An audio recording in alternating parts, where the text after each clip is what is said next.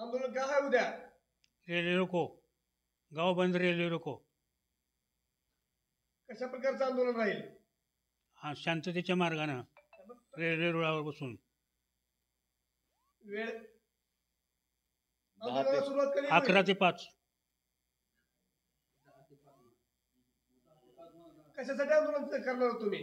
Railway कागदावर चालू आहे, प्रत्यक्ष उभा राहत नाही म्हणून.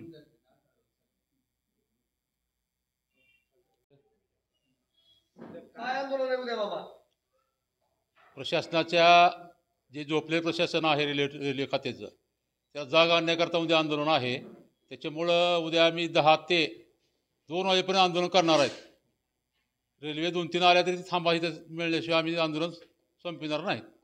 आपल्या जिल्ह्याचे खासदार हे रेल्वेच्या बोर्डावर आहेत आणि रेल्वेचे अधिकारी आपल्या रेल्वे स्टेशनवर अन्याय करतात, तरी सुद्धा आपण खासदारांकडे अधिकाऱ्यांविरुद्ध तक्रार केली आहे का? नाही केलेली, ह्या बाबतीत नाही. आंदोलनाचं स्वरूप म्हणजे आमचं गावातले आणि गावाच्या आसपासचे पंचकृषीतले बरेच व्यापारी, युवक, जे जे मुंबई पुण्यात जावं लागतं यावं लागतं, ही दळणवळणाची सोय सगळ्यात सोपी आपली कसबे तरुळ आहे. लातूर ते मुंबईपर्यंत कुर्डवाडी जर सोडलं तर कसबे तरुळे हे गावलगतचं स्टेशन असल्यामुळं त्याला थांबा मिळावा. थांबा मिळालेला असतानासुद्धा कागदपत्री थांबा आहे. डोक्यावरून तिकीट कळवलं तर फाटतं, मिरजून फाटतं, पंढरपूरून फाटतं, पण थांबा नाही इथं. आणि कॅन्टीनचं भाडं आता त्यांनी वसूल करण्याकरता 42,000 रुपये त्याला ती पावती फाडली.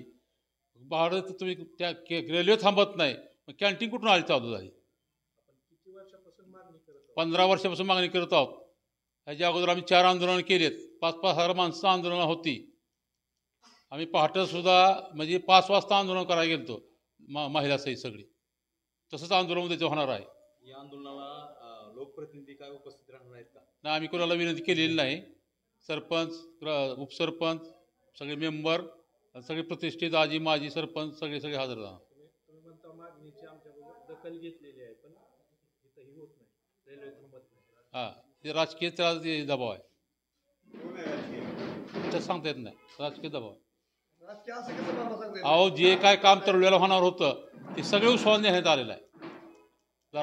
धाराशिवला कोण याला जबाबदार कोण आहे तुम्हाला वाटतं? धाराशिवला कोण होतं त्यावेळेस खासदार? कोण होतं सांगा ना. पद्मश्री पाटील होते.